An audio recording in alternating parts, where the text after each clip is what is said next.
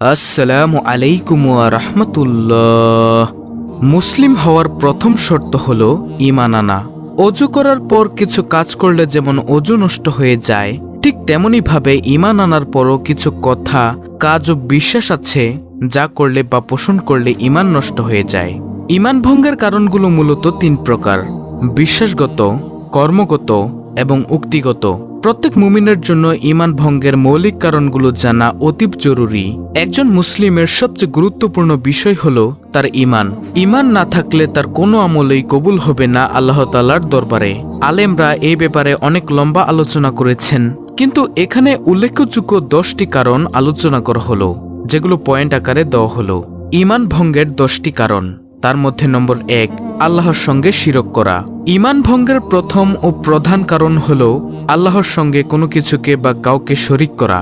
আল্লাহ তাআলা এটা সবচেয়ে বেশি অপছন্দ করেন। পবিত্র কোরআনে আল্লাহ তাআলা এ বিষয়ে বলেন, নিশ্চয়ই আল্লাহ তার সঙ্গে অংশীদার করা ক্ষমা করেন না, তা ব্যতীত অন্যান্য অপরাধ যাকে ইচ্ছা ক্ষমা করেন, এবং যে কেউ আল্লাহর সঙ্গে শিরক করে সে এক মহাপাপ করে।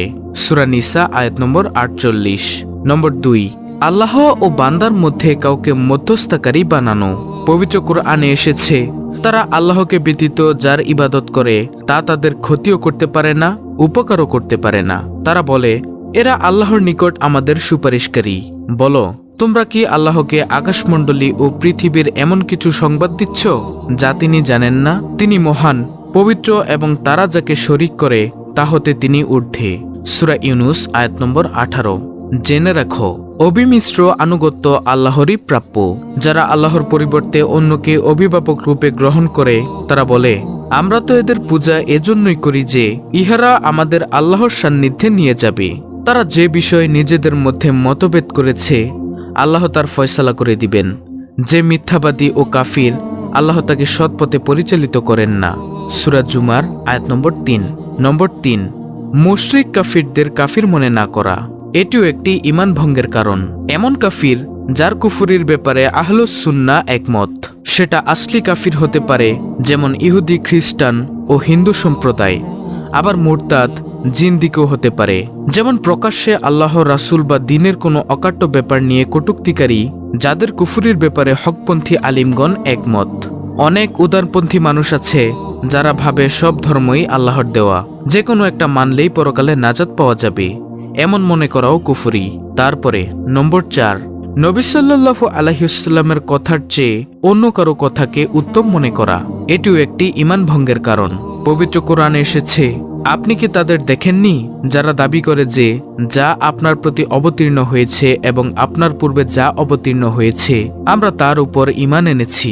তারা বিচার ফয়সালা নিয়ে যেতে চায় তাগুতের কাছে, অথচ তাদের প্রতি নির্দেশ হয়েছে যাতে তারা তাকে মান্য না করে। পক্ষান্তরে শয়তান তাদের প্রতারিত করে পথভ্রষ্ট করে ফেলতে চায়।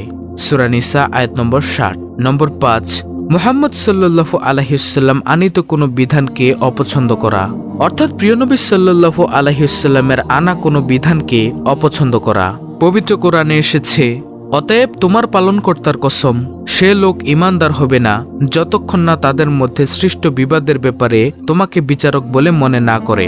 এরপর তোমার মীমাংসার ব্যাপারে নিজের মনে কোনো রকম সংকীর্ণতা পাবে না এবং তার সন্তুষ্টি চিত্তে কবুল করে নিবে। সূরা নিসা আয়াত নম্বর 65। নম্বর 6, দ্বীনের কোনো বিধান নিয়ে ঠাট্টা বিদ্রুপ করা। পবিত্র কোরআনে এসেছে, তুমি তাদের প্রশ্ন করলে তারা নিশ্চয়ই বলবে, আমরা তো আলাপ আলোচনা ও ক্রীড়া কৌতুক করছিলাম।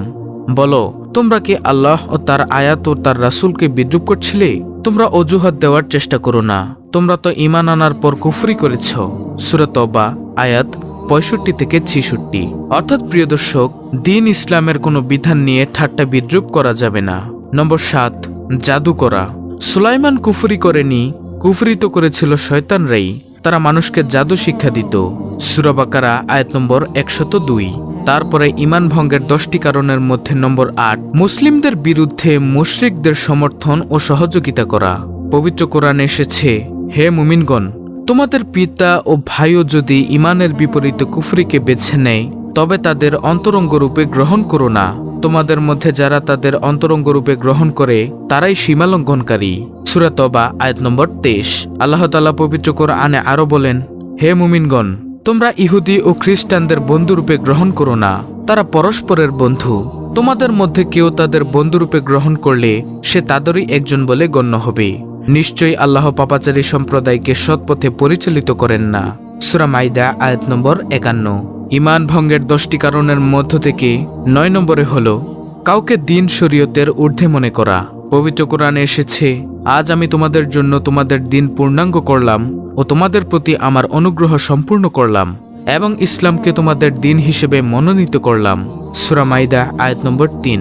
তারপরে প্রিয় দর্শক, ঈমান ভঙ্গের 10টি কারণের মধ্যে 10ম নম্বরটি হলো দিন থেকে মুখ ফিরিয়ে নেয়া। আল্লাহ তাআলা পবিত্র কোরআনে বলেন, যে ব্যক্তি তার প্রতিপালকের নির্দেশনাবলী দ্বারা উপদিষ্ট হয়েও তা হতে মুখ ফিরিয়ে নেয়, তার অপেক্ষা অধিক অপরাধী আর কে? আমি অবশ্যই অপরাধীদের শাস্তি দিয়ে থাকি। সূরা সাজদা আয়াত নম্বর 22।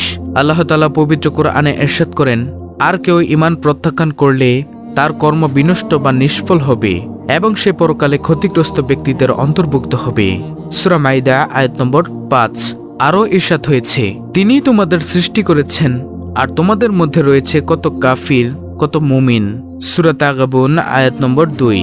এই হলো মোট 10টি ঈমান ভঙ্গের কারণ। ঈমানের মূল পরিচয় একটি হাদিসে সহজভাবে বিবৃত হয়েছে। আবু হুরায়রা রাদিয়াল্লাহু তাআলা আনহু বর্ণনা করেছেন যে একবার হযরত জিবরাইল আলাইহিস সালাম মানুষের বেশে রাসূলুল্লাহ সাল্লাল্লাহু আলাইহি ওয়াসাল্লামের সামনে এসে জিজ্ঞাসা করলেন, ঈমান কি? উত্তরে রাসূল সাল্লাল্লাহু আলাইহি ওয়াসাল্লাম বলেন, আল্লাহর প্রতি, তার ফেরেশতাগণের প্রতি, তার পুস্তকগুলো অর্থাৎ আসমানি কিতাব, তার সাক্ষাতে, তার রাসূলদের প্রতি বিশ্বাস স্থাপন করা এবং শেষ দিবসে পুনরুত্থান ও তাকদীরের প্রতি বিশ্বাস স্থাপন করার নামই হলো ঈমান। বুখারী শরীফের হাদিস নম্বর 50। দর্শক, ঈমান শব্দের আবিধানিক অর্থ হলো বিশ্বাস করা, স্বীকার করা ও আস্থা স্থাপন করা। আর শরীয়তের পরিভাষায় ঈমান হলো মহানবী সাল্লাল্লাহু আলাইহি ওয়াসাল্লাম আল্লাহ তাআলার পক্ষ থেকে দিন হিসেবে অপরিহার্য যেসব বিষয় নিয়ে এসেছেন সেগুলোকে মনে প্রাণে গ্রহণ করা ও মেনে নেওয়ার সাথে সাথে দৃঢ় বিশ্বাস ও প্রত্যয় ব্যক্ত করার নাম। ঈমান আনার কারণে ঈমানদার ব্যক্তি চিরকালের জাহান্নাম থেকে মুক্তি পাবে। পক্ষান্তরে ঈমান বর্জনকারী কাফের ও বেঈমান লোক অনন্তকাল জাহান্নামের আগুনে জ্বলবে। দর্শক, এখন প্রশ্ন হলো ঈমান আনার উপায়। ঈমান আনার উপায় হলো শতভাগ বিশ্বাস ও নিষ্ঠার সাথে কালিমা তৈয়বা লা ইলাহা ইল্লাল্লাহু মুহাম্মাদুর রাসূলুল্লাহ সাল্লাল্লাহু আলাইহি ওয়াসাল্লাম পাঠ করা বা একথার সাক্ষ্য দেওয়া যে আল্লাহ ছাড়া অন্য কোনো উপাস্য নেই এবং হযরত মুহাম্মদ সাল্লাল্লাহু আলাইহি ওয়াসাল্লাম আল্লাহর বান্দা ও রাসূল। যখন কোনো ব্যক্তি আন্তরিক বিশ্বাসের সাথে কালিমা তৈয়বার মর্ম উপলব্ধি করে উল্লিখিত সাক্ষ্য দিবে, তখন সে ঈমানদার ও মুসলমান বলে গণ্য হবে। ঈমান অনন্য নেয়ামত। ঈমান আল্লাহ প্রদত্ত এক অনন্য নেয়ামত। এই নিয়ামত প্রদানের মাধ্যমে আল্লাহ তাআলা মুসলিম জাতিকে ধন্য ও সম্মানিত করেছেন। পবিত্র কোরআনে মহান আল্লাহ তাআলা বলেছেন, তারা মুসলমান হয়ে আপনাকে ধন্য করেছে মনে করে। বলুন, তোমরা মুসলমান হয়ে আমাকে ধন্য করেছ বলে মনে করো না, বরং আল্লাহ ঈমানের পথে পরিচালিত করে তোমাদেরকে ধন্য করেছেন। সূরা হুজরাত আয়াত নম্বর 17। ঈমানের দৌলত প্রদান করার মাধ্যমে আল্লাহ তাআলা আমাদের উপর মহা অনুগ্রহ করেছেন। চিরকালীন জাহান্নাম থেকে মুক্তির ব্যবস্থা করে দিয়েছেন। কেননা বেঈমান কাফেররা অনন্তকাল জাহান্নামের আগুনে জ্বলবে, তারা চিরকাল দোজখের শাস্তি ভোগ করবে। আল্লাহ তাআলা বলেন, যদি সারা পৃথিবী পরিমাণ স্বর্ণ তাদের পরিবর্তে দেওয়া হয়, তবুও যারা কাফের হয়েছে এবং কাফের অবস্থায় মৃত্যুবরণ করেছে তাদের তওবা কবুল করা হবে না। তাদের জন্য রয়েছে যন্ত্রণাদায়ক শাস্তি। পক্ষান্তরে তাদের কোনো সাহায্যকারী নেই। সূরা আলে ইমরান আয়াত নম্বর 91। আল্লাহ তাআলা মুসলিম উম্মাহকে দ্বীনের সঠিক বুঝ দান করুন, ঈমান হারা হওয়া থেকে রক্ষা করুন, আন্তরিক তওবা ও কালেমা শাহাদাতের মাধ্যমে ঈমান নবায়ন করার তৌফিক দান করুন। সকল মুমিনকে হেদায়েত ও রহমতের চাদরে ঘিরে রাখুন।